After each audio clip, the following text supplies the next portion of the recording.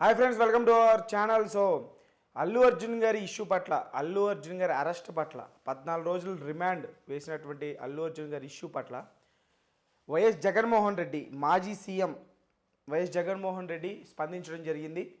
అసలు ఆయన ట్విట్టర్లో ఏ రకంగా స్పందించారో, ఆయన వేసినటువంటి ట్వీట్ ఏంటో ఒకసారి నేను మీకు చదివి వినిపిస్తాను.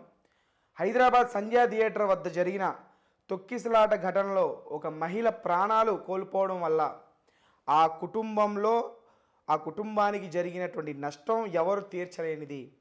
అదే సమయంలో దీనిపై అల్లు అర్జున్ తన విచారాన్ని వ్యక్తం చేసి ఆ కుటుంబానికి అండగా ఉంటానంటూ బాధ్యతాయుతంగా వ్యవహరించారు.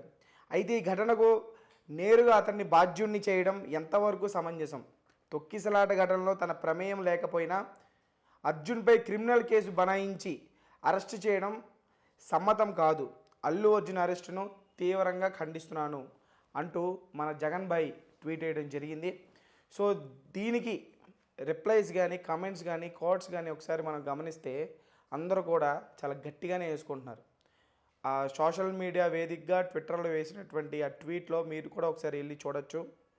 ఆ 11 మంది వెళ్ళి ధర్నా చేయండిరా, మీరు కోర్టు ముందు కూర్చుంటారో, చక్కెరపల్లి పోలీస్ స్టేషన్ మీద ముందు కూర్చుంటారో అని చెప్పేసి కూడా వాళ్ళు ధర్నా చేస్తున్నారు అని చెప్పేసి ఇలా రకరకాలుగా ట్రాల్స్ అనేవి జగన్మోహన్ రెడ్డి గారి మీద వేయడం జరుగుతుంది.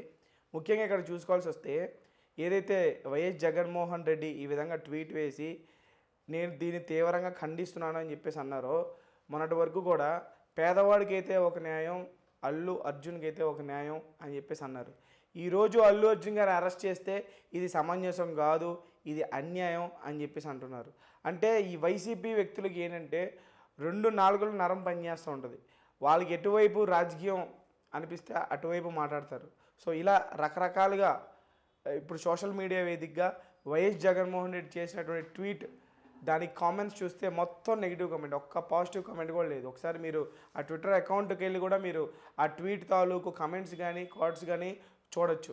అయితే ఇప్పుడు 14 రోజుల రిమాండ్ ఏదైతే ఉందో, మరి ఆ రిమాండ్ నిజంగా కోర్టు దాన్ని ఏ విధంగా పరిగణిస్తుంది అనేది కూడా ఇక్కడ మనం ఒకసారి ఆలోచించాలి. అలాగే వైఎస్ జగన్ ఏదైతే చెప్పిన దాంట్లో ప్రతి మాటలో కూడా నిజం ఉంది.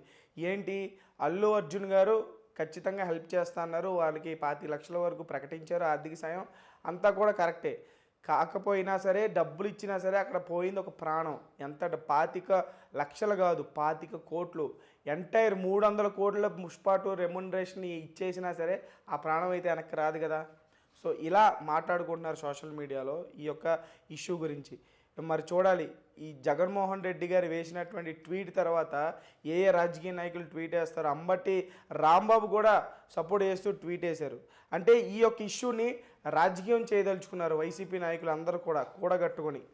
సో మీ 11 మంది వెళ్ళంటారు, ఎలాగో అసెంబ్లీలోకి ఎంట్రీ లేదు కదా, ఎలాగో జైల్లోకైనా ఎంట్రీ ఉంటుంది, వెళ్ళి పరామర్శించి రండి అంటూ ఇలా రకరకాలుగా వైసీపీకి సంబంధించినటువంటి వైసీపీ మాజీ ముఖ్యమంత్రి వైఎస్ జగన్మోహన్ రెడ్డి గారిని, అలాగే అంబటి రాంబాబు గారిని అందరిని కూడా ఫుల్గా ట్రాల్ చేస్తున్నారు సోషల్ మీడియా వేదికగా.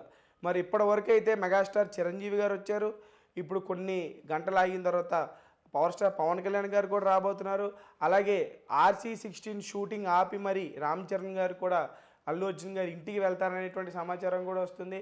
సో ఇలా ఇండస్ట్రీలో ఉన్నటువంటి సెలబ్రిటీస్ అందరూ కూడా స్పందిస్తున్నారు అల్లు అర్జున్ గారి మీద పెట్టినటువంటి కేసు పట్ల.